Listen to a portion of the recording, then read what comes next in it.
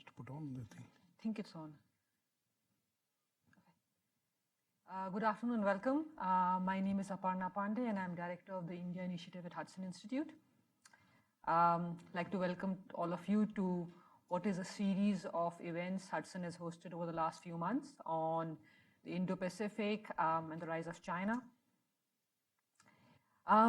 India and China have historical, civilizational, and modern-day relations. The two countries are neighbors, they are also rivals. They have fought a war, share a disputed border, and yet are trading partners.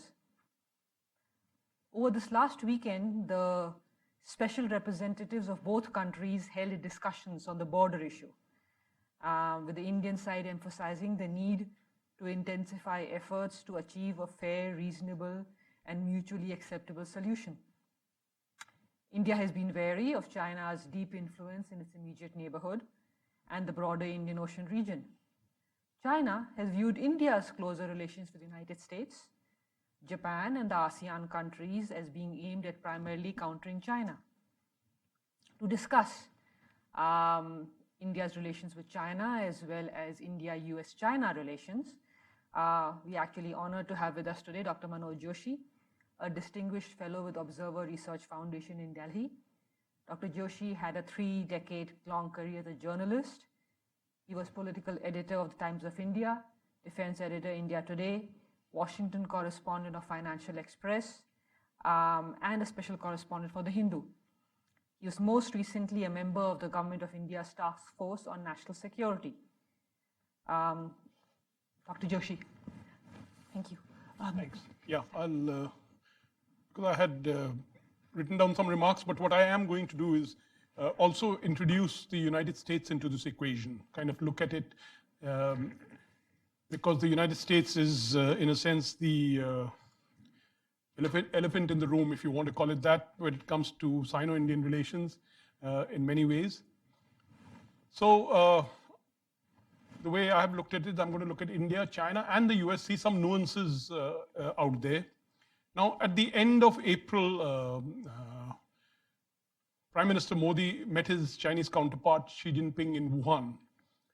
This was billed as an informal summit, and press releases from both sides emphasized the point that both countries had the maturity and the wisdom to handle differences through discussion, and that their goal was to ensure that differences did not degenerate into conflict.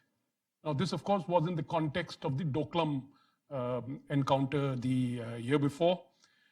Their press releases also emphasized their need to retain their respective strategic and decisional autonomy. Now, this is important. Strategic autonomy is kind of almost a code word on India's part to say that it's not going to get aligned to anyone. Now, since then, Mr. Modi has met Xi Jinping at Qingdao for the SCO summit in June 2018 and in Johannesburg in July for the BRICS summit this year, and they are likely to meet at the G20 in Argentina. Now, Modi and Trump have not met each other at all this year. That's quite striking. As of now, there's no indication that they will meet at Buenos Aires on the sidelines of the G20. They met last in November 2017, and many of the reports suggested that the meeting did not go too well. But Modi did meet Vice President Pence at the sidelines of the ASEAN and East Asia summit. India-US relations, of course, besides the question of this high-level meeting, they have shown considerable incremental progress, if I may put it that way. 2016, India became a major defense partner. India then signed two of the so-called foundational agreement, the Logistics and Exchange Memorandum of Agreement, and in September 2018, the Communications Compatibility and Security Agreement, COMCASA. And on August 3rd, the US granted India the Strategic Trade Authorization 1 category. And it became the third Asian country after Japan and South Korea. So this has to be seen in the dynamics of the relationship. More important, of course, India and the United States managed to overcome the hurdles imposed by CASTA and the Iran sanctions. There was an obvious kind of a train wreck appearing before us, And India and the United States managed to avoid this. Now, to come back to India and China, for some time, especially when the Doklam issue, both sides felt the need to press for greater, what they call strategic communications. Strategic communication means high-level interaction. One result of the meeting was a number of high-level visits by ministers and officials to each other's country, and of course, that culminated in the Wuhan summit. Another manifestation of this the communication was that in his Prime Minister Modi was invited to the Shangri-La dialogue this year, and this was a long-awaited attendance by an Indian Prime Minister.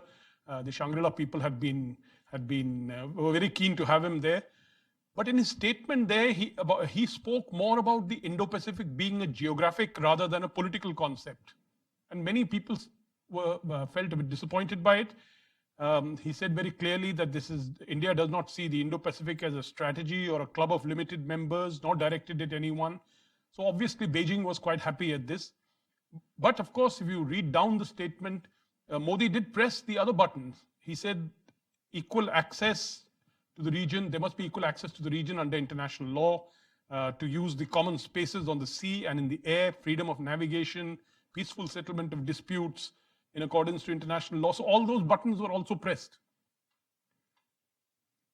Now, to understand the issues, it is important to consider why the two sides came together in Wuhan the way they did.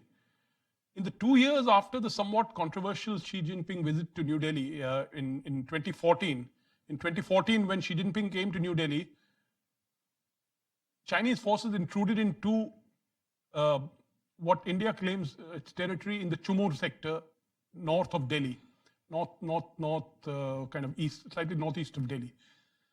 And they came in pretty substantial numbers. Of course, strangely enough, Chumur is one area where the Indians actually have a geographical advantage. And so the Indians pushed back. Now, all this was happening while Xi Jinping was in Ahmedabad and in New Delhi. And Mr. Modi raised the issue with him. She said, no, we'll take care of it. But he didn't. So it was only after he left India and at the end of the month that the troops withdrew to their respective sides. So that visit was was a bit controversial. After that, certain amount of shrillness entered into the Sino-Indian dialogue, discourse. India played the Tibet card. See, the head of the Tibetan government in exile, Lobsang Sangye, he was invited to attend Mr. Modi's swearing in. The Dalai Lama was invited to the Rashtrapati Bhavan. Of course, it was not directly a presidential invitation, but still, the Dalai Lama's presence in the Rashtrapati Bhavan was noted. And then he went to Tawang, where he was received by 2 ministers. And then the Indians were sought to organize a meet of Chinese dissidents in Dharamshala, which was cancelled at the last minute. So there was a very clear perception that India was pushing against China. Instead of quiet diplomacy, India took recourse to the megaphone, criticizing China for not supporting India's claim to be a member of the nuclear suppliers group, and to designate Masood Azhar, the head of the Jaish-e-Mohammed, as a terrorist under the UN's 1267 committee. The point I'm making is that these are issues, 1267 committee, NSG, these are issues ideally handled through behind-the-scenes diplomacy, quiet diplomacy, give and take, and that kind of stuff. But instead, India raised the pitch at a public level.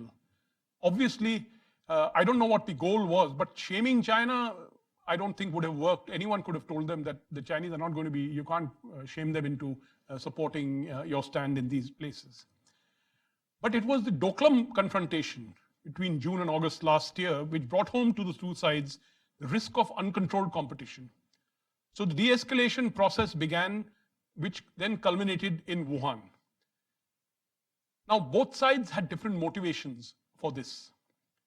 I think Mr. Modi wanted to ensure that the Chinese would not rain on his re-election parade.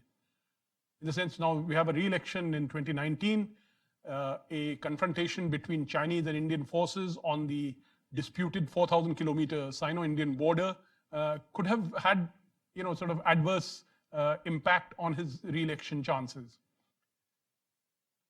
See, you clash with Pakistan, it plays well in India. But you have a clash with China, and there's always a possibility that you will be bested, because the Chinese are there in pretty strong, they have pretty strong forces there. There are areas in which they have the geographic advantage.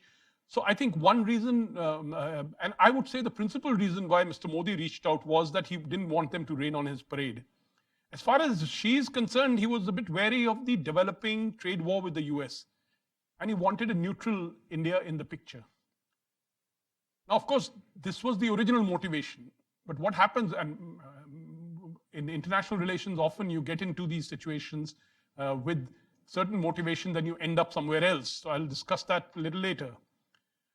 Now, the worry about the US and Trump have been an important factor in the outreach to China, because I think if it is true that the November 2017 meeting between Modi and Trump didn't go off too well, then I think Mr. Modi decided that he also needed to hedge his bets. China's, but that was not the only factor. China is, after all, a strong country, a very important neighbor of India. Though, of course, relations with China are not a factor in Indian elections. Unlike the case of Pakistan, China doesn't really figure in Indian elections. However, if there are tensions in the border, of course, then Modi's image could suffer. The outreach to China had been preconditioned. I think one thing, once the outreach process began, somewhere late last year, I think it became very clear. So Indians signaled very clearly that they will not play the Tibet card. And they will ask the Tibetan exiles to have a low profile in India. Second, India stopped doing this megaphone diplomacy on NSG or Masood Azhar. Third, the Indians also stopped making, overdoing their complaints about the China-Pakistan economic corridor going through what India considers its part of Kashmir. So there was a definite, so India front-loaded its commitments out here. I'm not so sure in that sense what the Chinese did, because there is nothing comparable. Now, while the ministry under the, when Foreign Secretary Jaishankar was the Foreign Secretary, took a hard line, it was viewed as taking a hard line against China. The current Foreign Secretary has emphasized, who was also the ambassador to China, emphasized the need for cooperation. This is because South Bloc now acknowledges that India actually has no policy tools to take on China's diplomacy in Nepal, Sri Lanka, Maldives, Bangladesh, and Myanmar. So India needs to adopt a slightly lower profile and focus on essential projects rather than trying to compete with China all around. Point I make is that India is on the defensive in South Asia. Chinese money, and Chinese have lots of it, Chinese project expertise, the requirement of many of these smaller countries in South Asia. India doesn't have any way of countering it directly. We simply lack the resources or the ability to take on China head to head. So I think what the government or what the foreign ministry decided, that let's kind of lower our profile a bit. I think the Modi government now believes that it can put forward a framework of relations which emphasizes cooperation along with competition. The China-India relations always have had a mix of C's, conflict, cooperation, containment, and competition. So you can always see these four elements in the matrix at any given time. As I said, Modi has already then in Shangri-La clarified on the Indo-Pacific issue. India has also told the Chinese that, look, the Quad is not a military alliance. It's just that India shares interests with the other three countries of the Quad.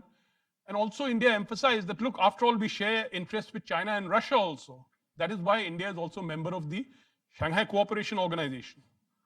So if India is a member of the Quad in one sense, we are also members of the SCO. And I think some of these have been put across to Beijing over the time. Now, this year we have seen an exchange of visits because of this strategic communication, the important high-level dialogue. We've seen visits of defense ministers of the two countries. We've seen our external affairs minister visit China earlier this year, and now In December, the Chinese Foreign Minister Wang Yi will be in New Delhi. Recently, the National Security Advisor Ajit Doval was in Beijing for the 21st round of the Special Representatives talks. Now, no major outcome was expected, but they, kind of invoked the Wuhan spirit, and they said that we will intensify the effort. And I think what Aparna said, fair, reasonable, and mutually acceptable settlement. This is a phrase which both sides often use, when it comes to talking about the border. They also patted themselves on the back for the mature handling of issues since the Wuhan summit. Now, the effort is also on to find areas of cooperation, both in domestic sectors in terms of trade and economic cooperation, as well as in third countries. The Wuhan summit had a proposal for a joint economic project in Afghanistan. And this is seen as a forerunner for similar cooperation in third countries, as it is in countries like Nepal, where China is looking to build a railway to Kathmandu from the north. India is examining the proposal to link it from the south. So if both build their railways to Kathmandu, you actually have a trans-Himalayan railway. The point I'm making is that India last year took the formal lead in opposing the Belt and Road Initiative. And some of the criticisms of the Belt and Road Initiatives, which subsequently were visible, came from the kind of tone and tenor that India had used in its complaint against the Belt and Road Initiative. But now what you see is that these kind of third country cooperation is like Japan. India is probably exploring a de facto cooperation with the BRI rather than a de jure one. So Japan has agreed to cooperate in 50 projects. Likewise, there's no reason why India and China cannot cooperate in certain projects in Nepal or in Bangladesh or elsewhere. But that, I suspect, is for the future. Right now, officially, the Wuhan summit pinned down one particular idea, which was the joint project in Afghanistan. So far, what has happened out of that is that India and China have joined together to train Afghan diplomats. Now, of course, coming to India and the United States, now India's relation to the US has taken important steps. We've had this 2+2 dialogue, that is the foreign and defense ministers of India and the United States. The Modi government is handling US very carefully because of Trump's personality, and because several US moves have the potential of creating problems for India. One is this issue of trade deficit. Second is Iran sanctions. Third, Russian sanctions. And of course, Trump's personality. And I mentioned the problem with the November 1917, where Trump had allegedly mimicked Modi's accent, English accent. And Modi was not happy when he heard about it. But to do the sums, in 2017, India exported 76.7 billion worth of goods and services to the US and imported 49.4 billion, which left a deficit of $27.3 billion. So Trump has criticized this, and if the trade issues become larger, it worries the government of India, because 27.3 is nothing compared to the kind of deficits we are talking about, between China and this. But Trump, it's there in Trump's mind. He sometimes refers to it. He called India the tariff king. Now, I don't know whatever he meant. I'm not sure, but it's in his mind. So this is something which Modi worries about. Modi did tell Pence in their meetings that US exports to India had grown by 50% in the last 2 years. And it was one of the top 10 countries with which the US had a deficit, but that deficit was reducing. It was the only one amongst the 10 countries where the deficit had been reducing.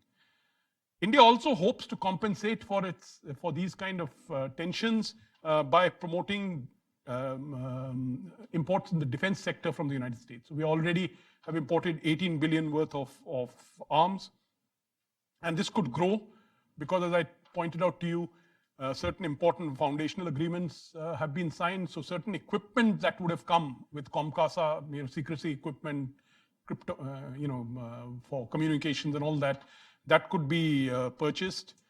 Then the STA1, the trade has opened up the possibility of greater trade in civil space and defense sectors. And the Trump administration made this as a special gesture, though India is not a member of the NSG as yet. Now, by way of conclusion, whether or not the Wuhan summit has reset India-China relations remains to be seen.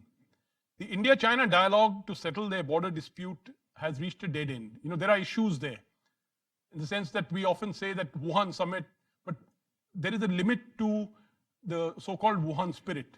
And one of the very obvious limits is the fact that the India-China dialogue to settle their border dispute is not going anywhere. And though Mr. Doval was in Beijing, for the 21st round of the dialogue, nothing is happening there.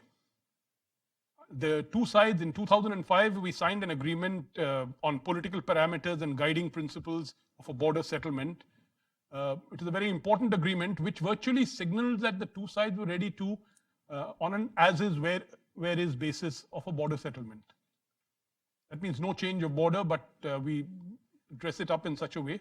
So that 2005 agreement, if you read the clauses, it sounds as though they were ready for it. But since then, things have changed. And one of the important elements of that change was the United States.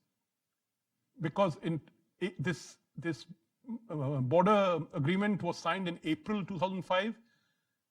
I think it was in May or June 2005 when Prime Minister Manmohan Singh came to Washington, and Washington offered the Indo-US nuclear deal.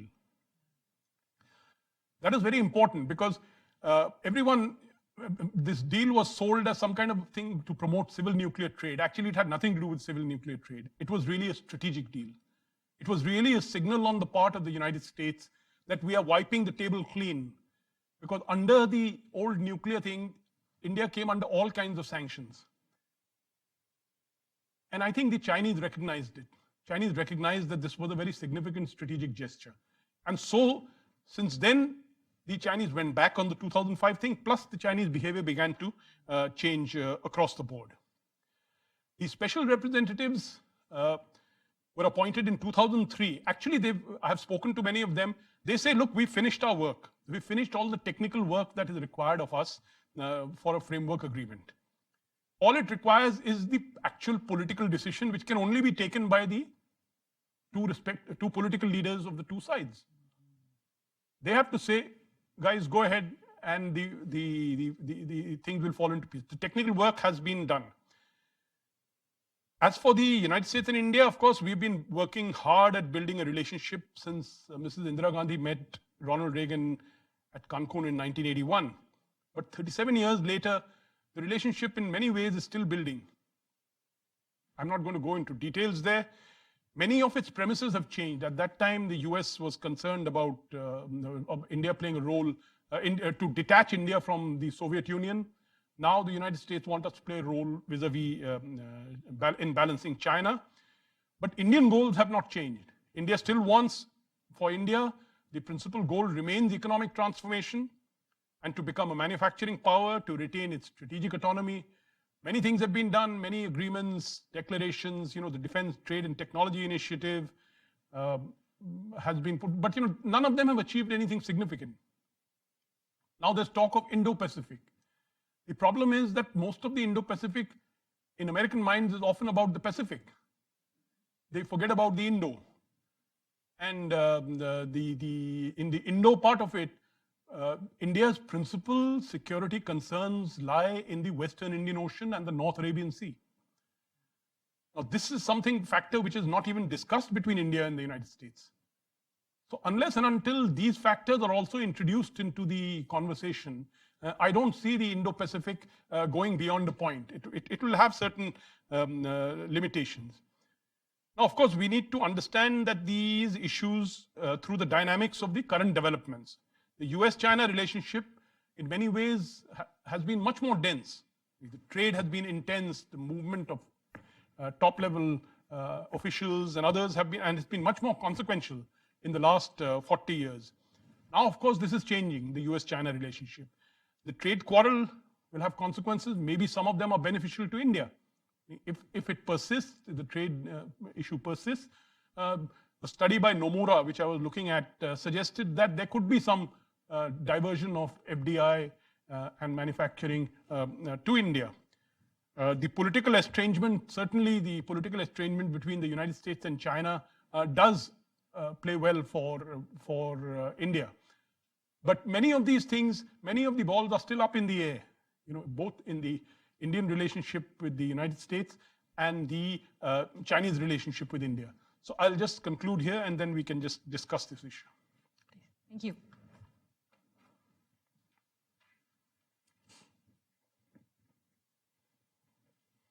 So I'm going to use my prerogative as moderator to ask you the first few questions before I open it up.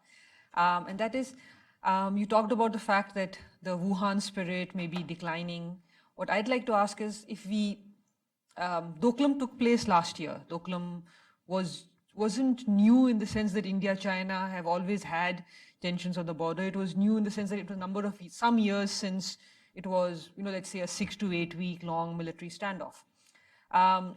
1 year or 1 year and a half after Doklam, a number of high-level discussions, 3 or 4 meetings between President Xi and Prime Minister Modi. How likely is Doklam to happen again, or a Doklam-like situation to happen again? Well, I'm the first one to argue that in fact, I gave you that paper also, which I had written recently, where I said that there is a finite limit to the Sino-Indian rapprochement. That finite limit is set by the disputed border. That border needs to be fixed. Now, for example, in Doklam, see, once the whole thing blew up, first of all, the dispute is actually between Bhutan and China. That land, the real estate in question is between Bhutan and China. India comes into the picture very indirectly in the fact that we actually, where the Chinese were trying to extend their road, the borderline is about 110 meters from there. 110 meters, you just walk. So the Indian soldiers came down and blocked the Chinese down there. I've spoken last year to your here in Hudson on that. But many other issues were entangled here. Many of the issues had been discussed by the 2 special representatives. For example, the 2 special representatives had said that all tri-junctions, for example, India, Nepal, China, or India, Bhutan, China, India, Myanmar, China, all the tri-junctions on their disputed border will be settled in conjunction with that third party. Now, this was not, so the Chinese were taking recourse to a 19th century agreement, whereas when the whole issue blew up, then the Indians revealed that, look, actually there had been discussions on these tri-junctions, and the Chinese are actually are being a bit economical with the truth when they said that it's only we'll only go by that 19th century agreement. As far as India is concerned, that agreement doesn't exist, meaning now it's been subsumed by the border negotiations. You referred to this briefly when you were discussing India-China relations, and you talked about the fact that India is now in the defensive in South Asia. So I'd like to sort of push you a little on this.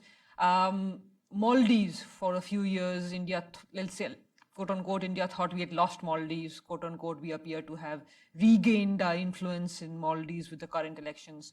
But there are problems in Sri Lanka with domestic politics, president, prime minister. There is an India-China influence operation going on in all of these countries, where India believes that India is defending its position, whereas Chinese economic with its assistance or its influence is hurting Indian interests. What options does India have? I mean, do we have any real options in these countries? And how do you see this playing forward in Sri Lanka, Maldives, Nepal, and Bangladesh? I'm deliberately leaving Pakistan out because that's totally different. Well, the thing is that all said and done, this is India's backyard, in a sense, in the sense South Asian countries. One of the remarkable things about this is that India is uniquely favored by geography here. If you look at the Himalayan kingdoms, meaning you look at Nepal, look at Bhutan, you look at Bangladesh, they're all India locked. if you're living in Nepal, no matter how many roads the Chinese make over the Himalayas, it's not going to change Nepal's political economy. Because there's nothing in the north, meaning there's no habitation, there's no industry. You have to go 3,000 kilometers before you reach the Chinese heartland.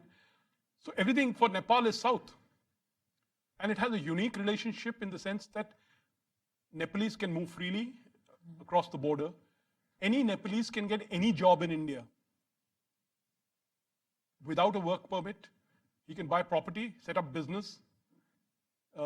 He can get any job except the class 1 job, in the sense a foreign service officer or a Indian police. I'm not sure about Indian police, but let's say maybe an Indian police officer. So he can. This is the kind of a relationship which no two countries have. Certainly not USA and Canada. So for the Nepalese to try and turn history, geography on its head, I think it's not going to work. Now the same thing could be said of Bangladesh, which I think barring 180 kilometers, the rest of its entire border is bordered by India. So India has certain advantages. Now the question is Indian policy. I mean, what are the policies that you can undertake? I think one thing, what you have to be, if you're a small country bordering a large country, there is a certain psychology at work. And India has to be sensitive to the psychology. And I think sometimes India has not been sensitive enough. India tends to talk about, securitize these relationships. India tends to say, well, you guys have to be concerned about my security. But actually it works the other way also. So India tends to over-securitize these relationships, and India needs to cool it a bit when it comes to that part. It's true that in the past, there have been security through Nepal. We have had the Pakistani intelligence service use Nepal for operations against India. They've used Bangladesh for operations against India. So all that is true, but I don't think I think we need to pitch the message in a different way. Then of course comes the issue of resources. Now you can't match the Chinese. I mean, the Xi Jinping landed up in Bangladesh last year and he said, well, we'll give you 20 billion worth of investments. India can't do that. For the simple reason, if you go promise Bangladesh 20 billion, people in India are going to say, hey, what about us? Because if you build a bridge in Bangladesh, there are 20 bridges needed in India. You build a highway there are 40 highways needed in India. So we can't match China on that score.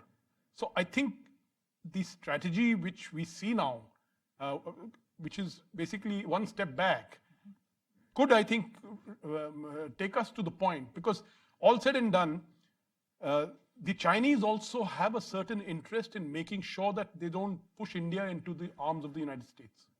Okay, that is what is their strategy. They want to make sure that India, because what will happen, I'm saying, if you look at this whole Indo-Pacific thing, if for the Indo-Pacific and the new US strategy to be credible, it requires India as its Western anchor. There is no other country. Australia is much too small. ASEAN is too divided and too small. Japan is much too, Japan has a historical burden.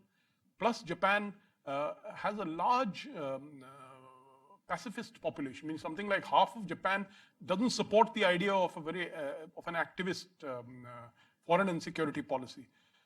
So for the United States, India is an important anchor of that policy. Now, China doesn't want that this becomes into a full-fledged alliance, military alliance. Okay, and it's not just the political part of it. As China is also looking at the Indian market. Yes. If you look at the Indian market, you'll find the Chinese cell phones perhaps have virtually captured the Indian market, at least at a certain price level. And over the next 15, 20 years, India is slated to be the fastest growing large economy. So China doesn't want to miss out that either. So it's a very carefully, they're also carrying out careful balancing. So on one hand, they try to politically contain India using Pakistan. On the other hand, they're also there at Wuhan. You talk to each other, speak of cooperation, competition, etc. I'll open up for questions. Please raise your hand and wait for the mic to reach you.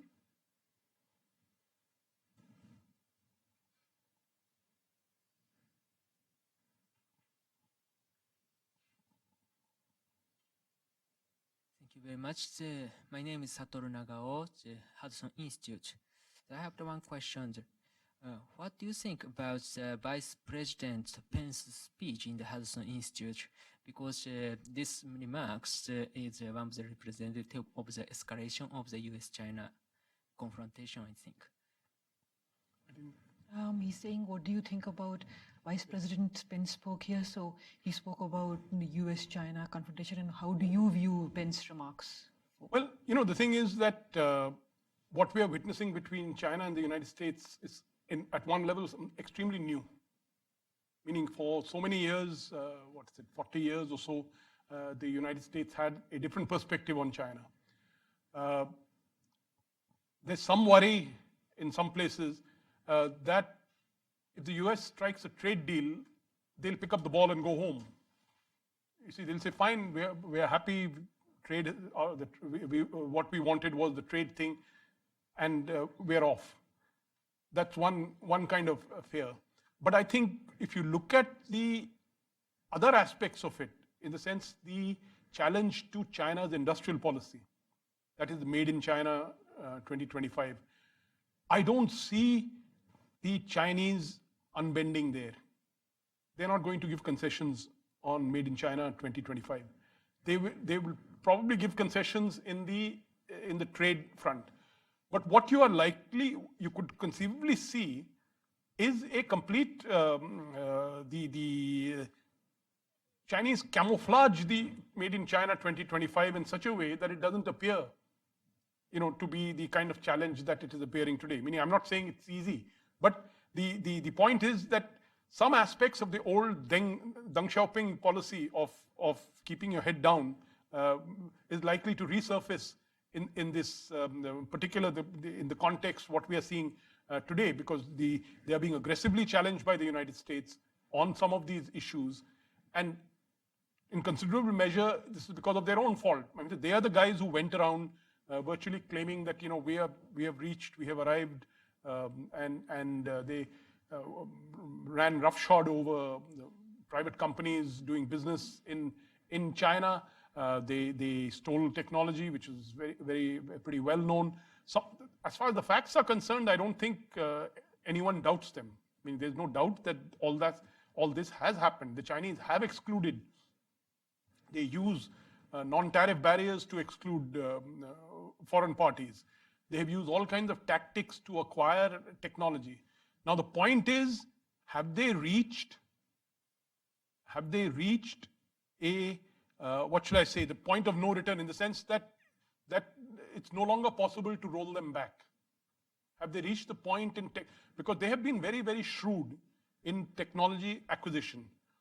What they have done is that they have acquired technology. Of course, they've acquired technology through technology deals with companies. They have acquired technology through cyber theft. They have acquired technology, but what they have done after acquiring the technology is they have also created a system for the assimilation of the technology. So that system is through research institutes, through universities, so that technology has actually, the technologies they acquired have actually seeped pretty low within China. So with their 6 high-tech zones, they have created an ecosystem already. And so today the challenge is, today when the United States says that we are going to thus far and no further, my worry is that the United States, maybe you're bolting the door after the mayor has fled. That is too late in some ways. And the Chinese are still active in the sense, for example, the Germans started additional scrutiny on Chinese buying German companies, and yet late last year the Chinese managed to buy a majority share in Daimler, and the Germans were taken aback. They did it through some, financial vehicles in Singapore or elsewhere. Now, not many people in the world probably know that Daimler is the majority owner of Daimler is a Chinese, the Chinese car maker Geely. So they have used these varying tactics. For example, now the latest this thing is to use Israeli companies, Israeli high-tech companies, which is a very useful exercise. We did it. We Indians have done it when the United States used to embargo us on getting drones because we were not signatories to the MTCR. Our primary suppliers were the Israelis. They supplied us with the first generation of drones that we got. So I think my worry is that the Chinese have already reached a point in certain key technology areas where they are now moving towards dominance.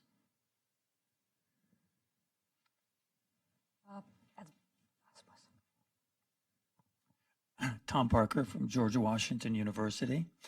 May I ask you to comment on the expansion of the Chinese Navy and its use of ports in Myanmar, Bangladesh, Sri Lanka, Gwadar, and Pakistan, and to what degree the Indian Navy is concerned about that? Yeah, I think, once again, I repeat my old point that India is lucky because of its geography. India juts out into the Indian Ocean, much more so than is apparent from maps, because the maps are Mercator projection, and if you do it in equal area projection, India juts further out into the Indian Ocean than is actually the case. That's number one. Number two, as of now, the access to the Indian Ocean is through certain straits, Malacca Strait, Sunda Strait, Lombok, via Australia, through Australia. The Malacca Strait, the most used strait, India sits at the head of it. An Indian naval base is right at the head of it, and all the traffic moving through is capable of being interdicted by India fairly easily. So I don't worry about Chinese naval power in the Indian Ocean, at least for another decade or so.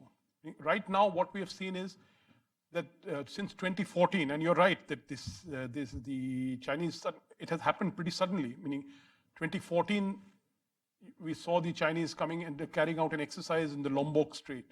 Then they sent in a Shang-class submarine to patrol the Indian Ocean.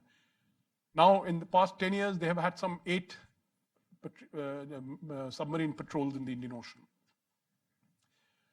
They've also had, but the thing with the submarine patrols is the moment the submarine enters the Indian Ocean, we know about it. And we know about it in part because of our collaboration with the Americans, Australians, and others. So we track it. When the submarine comes, it's tracked systematically. So our friend, United States, is the premier power in the Indian Ocean, just as it is in the Pacific Ocean. And we are trying to find ways of collaborating, cooperating even more. I mentioned to you COMCASA and all this. Those are very, they're called foundational agreement for a good reason. What they will do is that we, for example, have P-8I aircraft, Boeing P-8I maritime surveillance aircraft. Till we signed this agreement, we could not acquire certain types of US equipment or access US data. With signing this agreement, we can access that data. So it virtually becomes seamless. US data from the Pacific also comes into the Indian. So the point I'm trying to make is that the Indo-Pacific in various ways, from a political concept to a military coordination, cooperation, is still in the process of being built up. And for 10 years, 15 years, I don't see the Chinese as a significant threat, because unless and until they can send maybe 1 or 2 carrier battle groups into the Indian Ocean, they have more bases. Right now, they have Djibouti, and they're supposed to be building a base near Gwadar. But places like Hambantota, I don't think the Sri Lankans will permit its usage as a base, given the fact that India is very touchy about it, and India still has considerable clout in Sri Lanka. So what needs to be, Maldives was a potential danger area, now which that has receded, because it's a very small government. It's capable of being dominated by a large external power. And the Chinese had gotten some very dubious deals there, meaning about 8 or 9 islands had been leased to them. And there were worries that they might set up a naval base there. So, but in any case, in combination with the US Navy, I think the Indian Navy, the Chinese Navy will still be nothing. There'll be no comparison. And so we are still 10 to 15 years away from the possibility that the Chinese can become a threat to us. And I think I was looking at the interview of our naval chief. December 4th is Navy Day in India. And this is the sum of exactly what he said. He said that as of now, we don't really have to worry too much on this.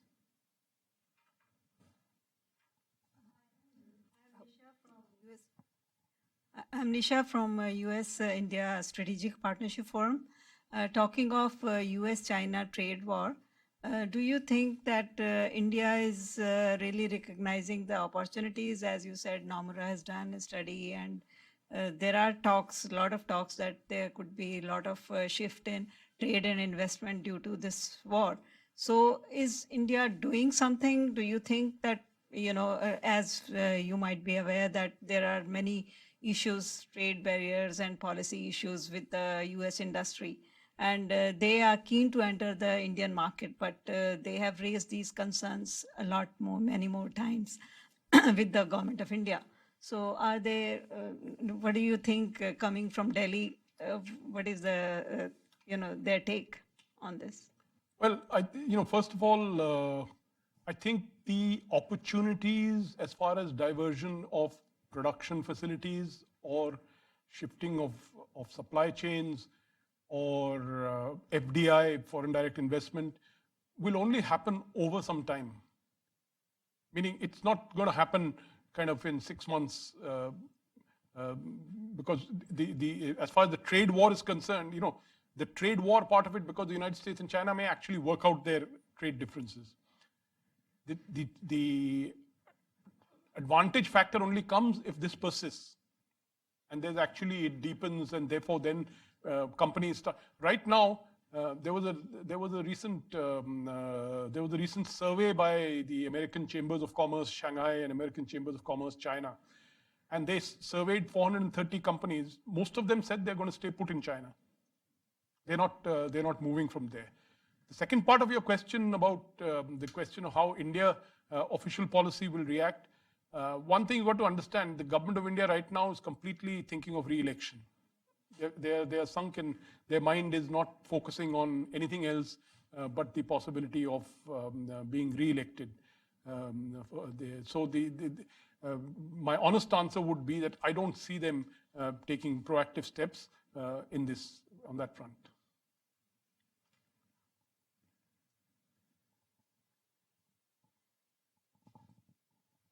Pradeep Rao from George Washington University. If I may persist with the trade question a little bit longer, you mentioned the US trade deficit with India, but India has a large trade deficit with China. Are there any prospects for bridging that deficit, or is there any interest of China in exporting more to India, which might become even more sensitive to the Indian deficit situation? I think the nature of that deficit is such that bridging it is not going to be easy. But yes, the US trade war helps us, because if the US says certain things, certain products are opened up. I was in Shanghai a couple of months ago, and the Indian Consul General there told me, he says the Chinese are now more sensitive to our concerns. So he mentioned a couple of products which the Chinese had eased up on as far as that's concerned. But I think to bridge that deficit, there is a way out. But again, it's India's choice, which is allowing greater Chinese investment in India. So when Xi Jinping had come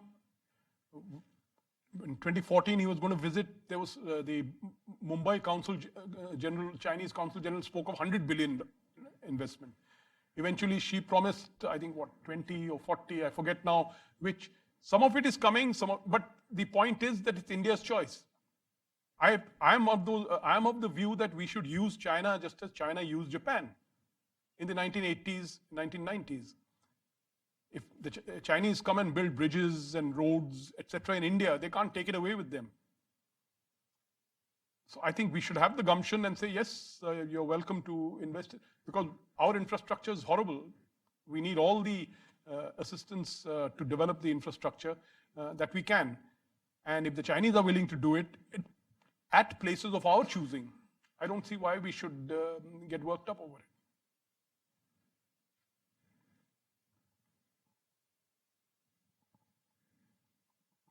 Just clarification, sir. Why are not you building those bridges or infrastructure? Is it because of a lack of financial means or a technical issue for the India that it cannot resolve? Would you also introduce yourself, sir? I'm sorry. Yeah, I'm sorry. I'm a political counselor. I'm with the Embassy of Spain. My point is, China is not going to build those infrastructures for free. That's it. Yeah. So, I think I don't think it is definitely the lack of resources. It is the lack of resources. We lack the resources.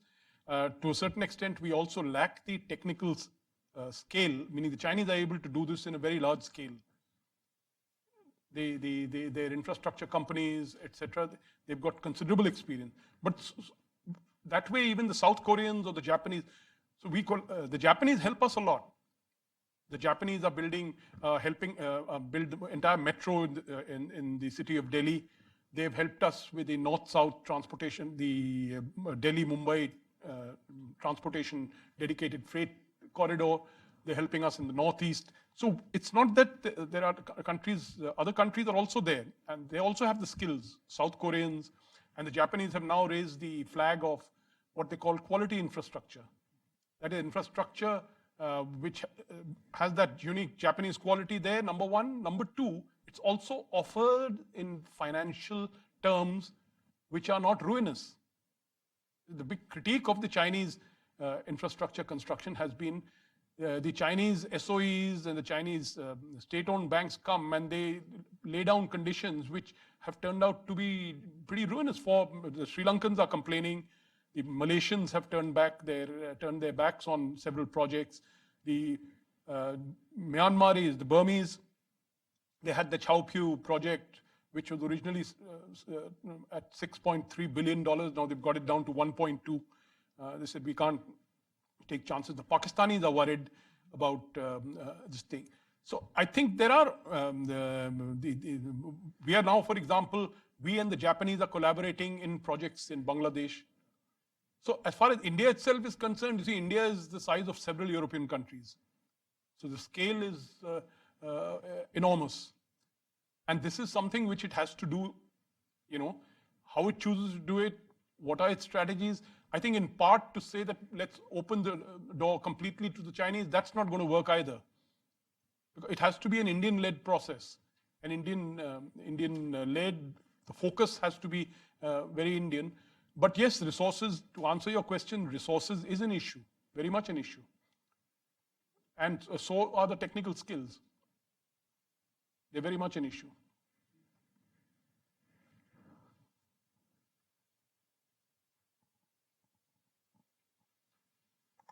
Thank you. Thank you. My name is Li Yang. Can you tell this tension in Asia, let's say in terms of social, economic, cultural background?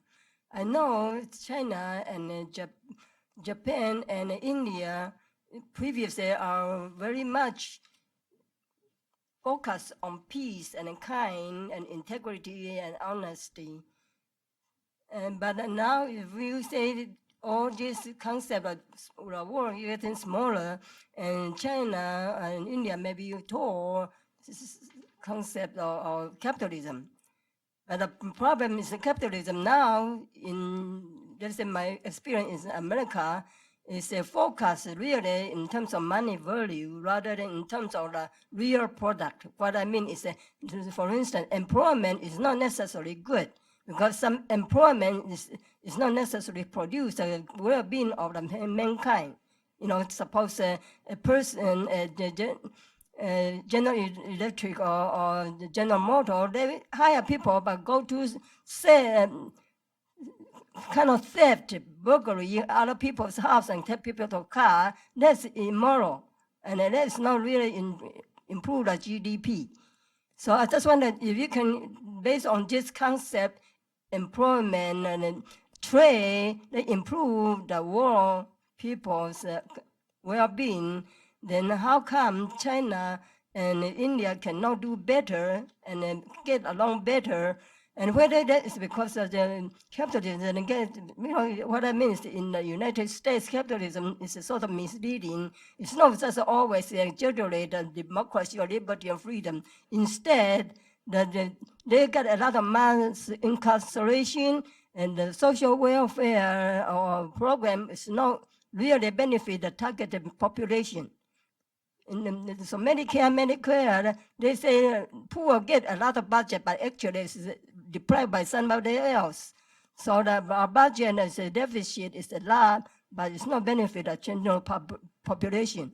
I just wonder if you say this time there's a PPP, public-private partnership.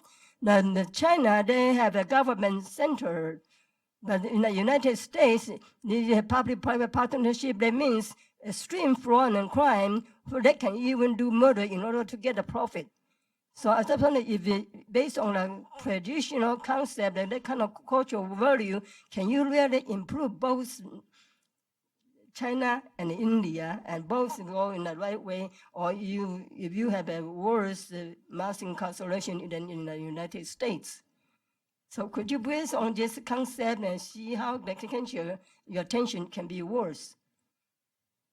What is your question, My ma'am? question is, can you compare your previous traditional value compared to now, maybe 50 years, 100 years later? And also compare with America capitalism with your traditional India value. So could you, based on this general concept, and see if we can get along better with better production rather than fight and so to take advantage of the elderly or poor and just benefit a few, you know, that's capitalism, 1% versus 99%. I think in broad principles, what you're saying is not inaccurate, but the fact of the matter is that we're all part of this global system, and there are certain proven ways of moving in a certain way. There are some ways which have not been proven too well. As far as India is concerned, I can speak primarily for India. It is a country which is peopled by extremely poor people, and our big task is somehow to transform the country economically.